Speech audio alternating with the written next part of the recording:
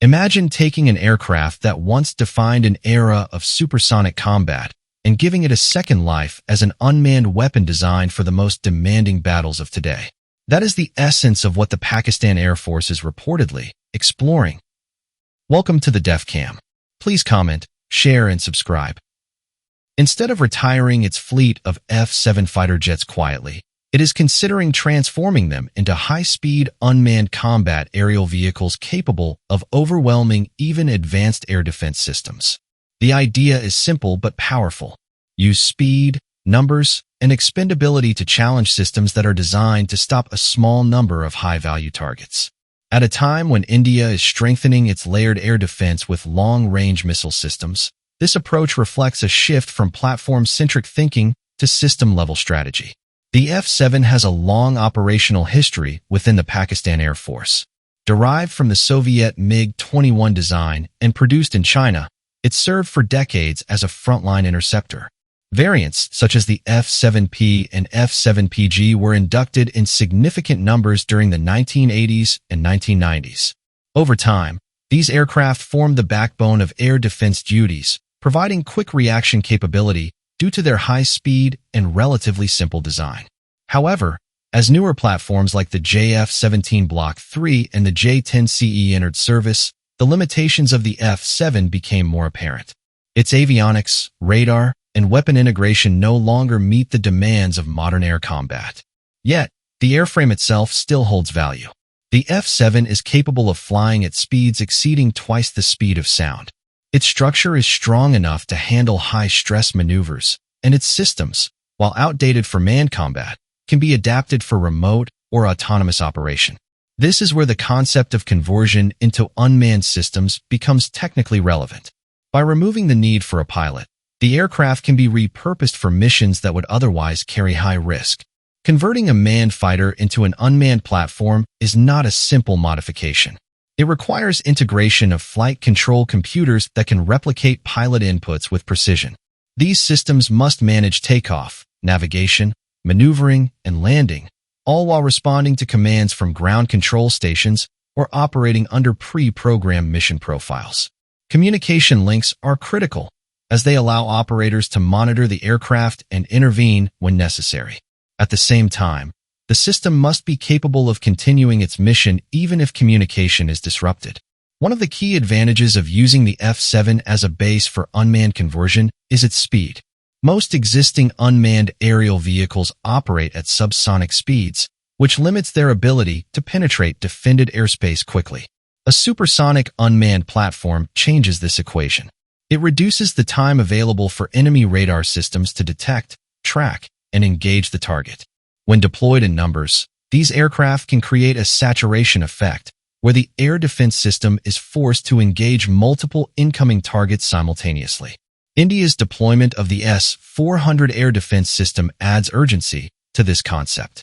This system is designed to detect and engage a wide range of aerial targets, including aircraft, cruise missiles, and ballistic missiles at long ranges. With engagement ranges that can extend beyond 400 kilometers for certain missile types, it provides a significant defensive umbrella. The ability to track and engage multiple targets at once makes it a formidable challenge for any conventional air operation. However, even advanced systems have limitations. They rely on a finite number of interceptors, and each engagement consumes resources. If a large number of targets approach simultaneously, the system must prioritize which ones to engage. This is where unmanned swarms become effective. By presenting a mix of real threats and decoys, they can force the defender to expend valuable interceptors on targets that may not carry significant payloads. Over time, this can create gaps in the IDFAO coverage, allowing more capable platforms to operate with reduced risk. The concept of using older aircraft for such roles is not entirely new. Reports suggest that China has explored similar approaches with its J-7 fleet, evaluating how legacy airframes can be converted into unmanned systems for large-scale operations. This reflects a broader trend in modern warfare, where quantity and adaptability are becoming as important as technological sophistication.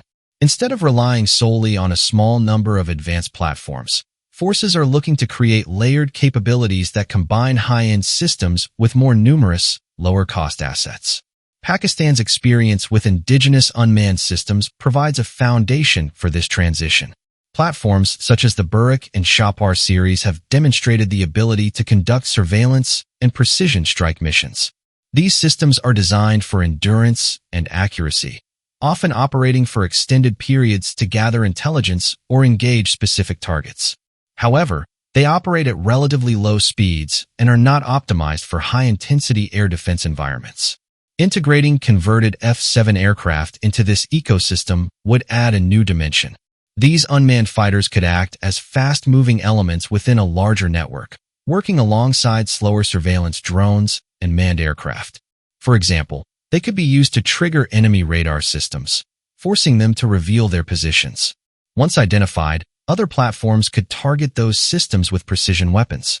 This layered approach increases overall effectiveness while distributing risk across multiple assets. Another important factor is cost. Developing a new unmanned combat aircraft from scratch requires significant investment in design, testing, and production.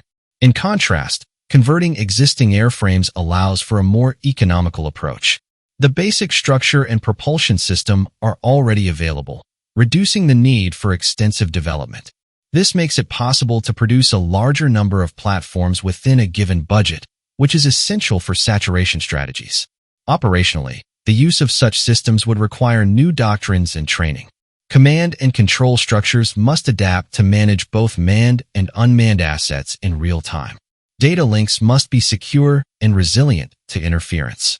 Pilots and operators need to understand how to coordinate with unmanned systems, treating them as integral parts of the mission rather than separate elements. This represents a shift in how air power is applied, moving toward a more networked and distributed model. There are also challenges to consider. Maintaining older airframes can be difficult, especially as parts become scarce. Ensuring reliability is critical, particularly for missions that depend on precise timing and coordination. Autonomy systems must be robust enough to handle unexpected situations, from system failures to changing mission parameters. Cybersecurity is another concern, as unmanned systems rely heavily on digital communication and control. Despite these challenges, the potential benefits are significant.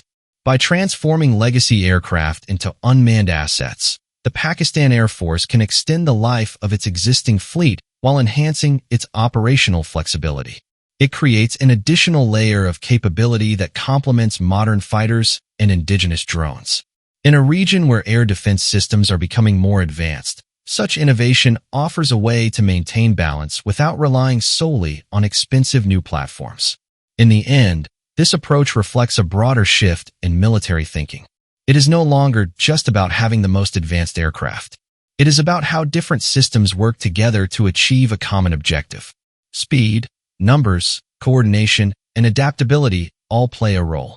The idea of a supersonic unmanned fleet built from retired fighters captures this shift clearly.